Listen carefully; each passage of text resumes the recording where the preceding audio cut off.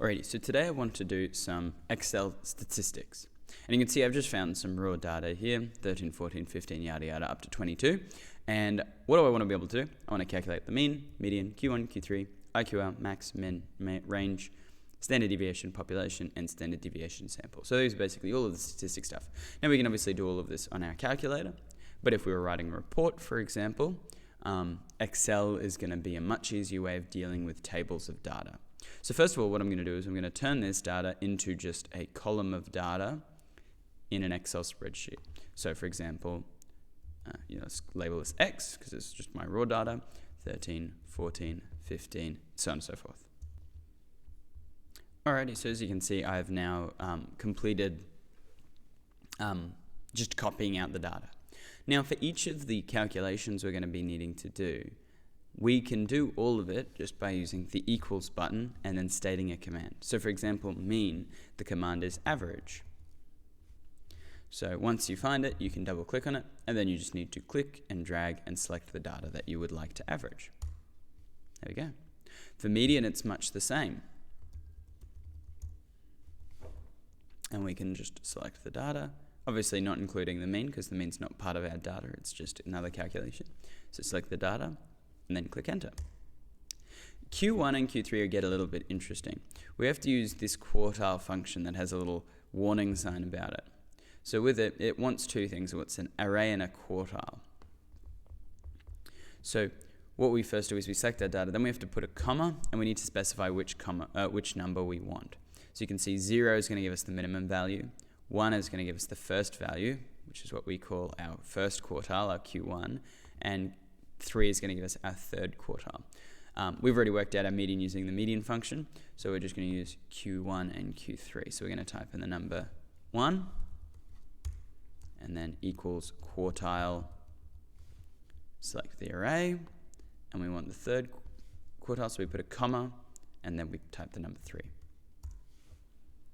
IQR, well, that's just going to be equal to Q3 minus Q1. Oh, that was not very good. Let's try that again. Equals Q3 minus Q1.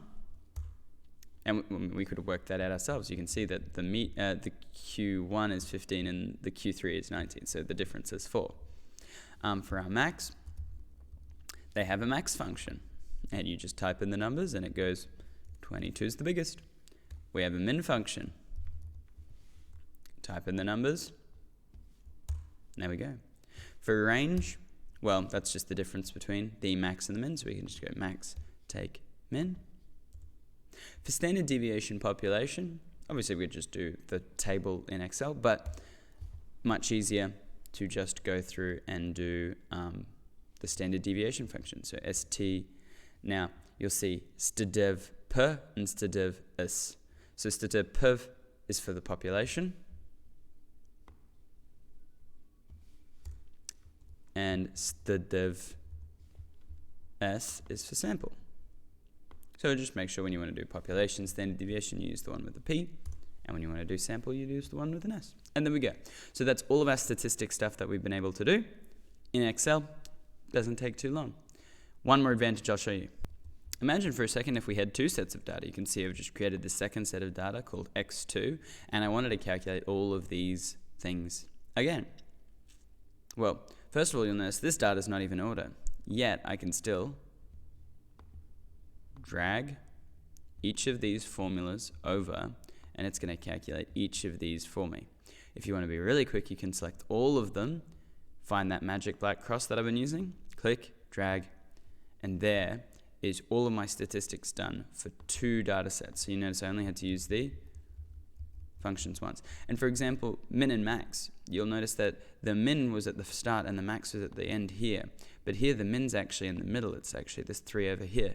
Yet the min function will find it no matter where it is. So you don't even need your data to be in order to do any of these functions.